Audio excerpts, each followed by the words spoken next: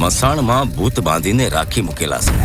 જો સોડી મેલું ને તો આ બાવ ઊભી પૂછડીએ ભાગે. પાંડુરંગ બી ખરા છે.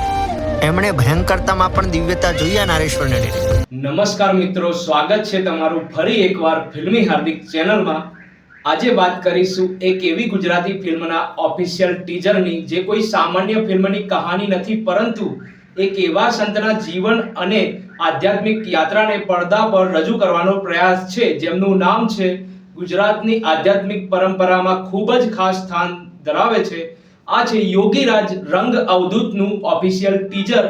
અને માત્ર 1 મિનિટ 15 સેકન્ડના આ ટીઝરમાં ફિલ્મે જે વાતાવરણ ઊભું કર્યું છે એ ખરેખર ધ્યાન ખેંચે છે. ટીઝરની શરૂઆત જ નારેશ્વરના એક રહસ્યમય અને થોડા ભયાનક વાતાવરણથી થાય છે. અહીં સામાન્ય શાંતિ નથી, પરંતુ એક એવું વાતાવરણ જોવા મળે છે જ્યાં રહસ્ય, ભય અને આધ્યાત્મિકતા ત્રણેય એક સાથે અનુભવાય છે.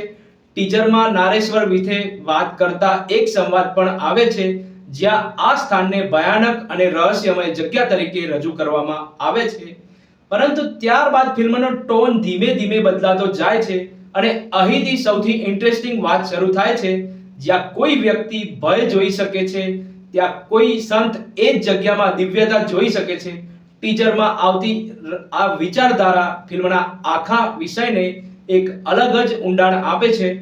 નારેશ્વર અને રંગ અવધૂત મહારાજ વચ્ચેનો આ આધ્યાત્મિક સંબંધ ફિલ્મોમાં કેવી રીતે રજૂ કરવામાં આવ્યો છે એ જોવાની સૌથી વધારે ઉત્સુકતા અહીંથી જ ઊભી થાય છે.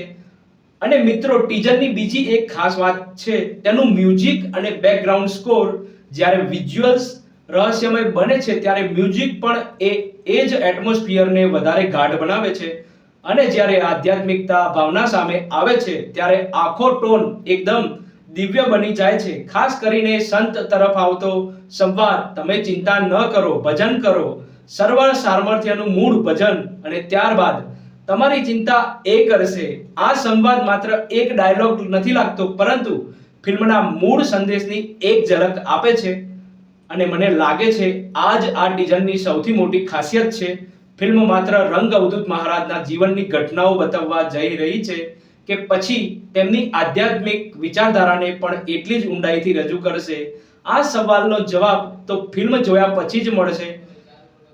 પરંતુ ટીઝરના વિઝ્યુઅલ્સ, એટમોસ્ફિયર, મ્યુઝિક અને સ્પિરિચ્યુઅલ પ્રેઝન્ટેશનને જોતા એટલું ચોક્કસ કહી શકાય કે યોગી રંગ અવધૂત મહારાજ એક અલગ પ્રકારનો સિનેમેટિક એક્સપિરિયન્સ આપવાનો પ્રયાસ કરી રહી છે.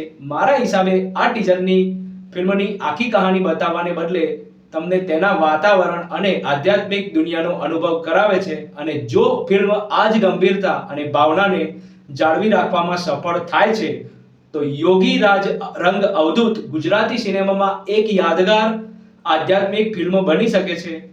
તો તમને યોગીરાજ રંગ અવધૂતનું ઓફિશિયલ ટીઝર કેવું લાગ્યું? તમારો ઓનેસ્ટ ઓપિનિયન કોમેન્ટ સેક્શનમાં જરૂર જણાવજો. અને આવા જ honest Gujarati movie, Hindi movie review, teaser review માટે ફિલ્મી હાર્દિક ચેનલને સબસ્ક્રાઇબ કરવાનું ભૂલતા નહીં. મળીશું ફરી એક નવી ફિલ્મના નવા રિવ્યૂ સાથે. ત્યાં સુધી આવજો. જય દ્વારિકાધીશ.